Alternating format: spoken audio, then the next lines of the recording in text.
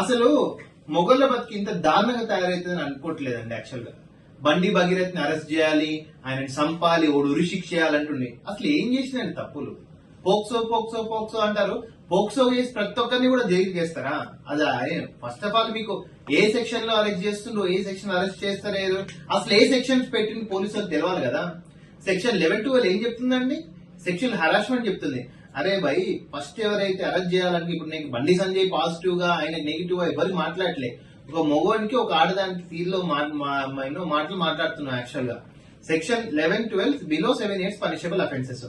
So దీంట్లో 100% high court పోతాడు, 35 BNS తెచ్చుకుంటాడు, లేకపోతే నాన్ బెయిల్ యాంటిసిపేటరీ బెయిల్ వేసుకుంటాడు.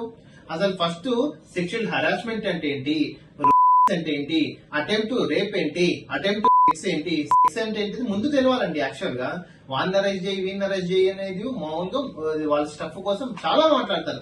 సో 100% ఈ కేసులో నాకున్న పరిజ్ఞానం ప్రకారం 100% బండి సంజయ్ సన్ భగీరథ 100-200% అరెస్ట్ అయ్యే అవకాశం లేదు. అరెస్ట్ చేసినా కూడా కోర్టు ఇట్లా పోతాడు, ఇట్లా బయటికి తీసుకొని వస్తాడు. అంత పెద్ద కేసు ఏం కాదు ఇది.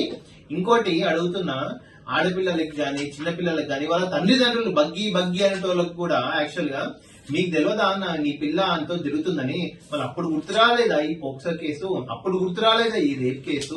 సో అనే యువతలో అనే ముందు ఫస్ట్ మీరు ఏ విధంగా ఉన్నారనేది కూడా ఆలోచించుకోవాలి.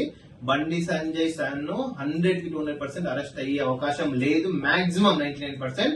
ఏదో ప్రభుత్వాలు కక్ష సాధింపు చర్య చేసినా ఇట్లా ఓటరు ఇట్లా వస్తారు. యాక్చువల్ గా ఓకే, ఇది ఏ పార్టీకి అగెనిస్ట్ కాదు, ఏ పార్టీకి ప్రో కాదు.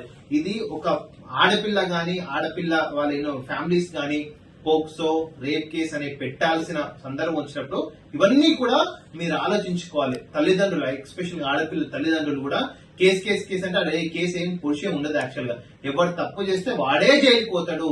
రిమాండ్ అన్నంత మాత్రాన వాడేదో కన్విక్షన్ కాదు. ఇది గుర్తు పెట్టుకోండి. ఓకే.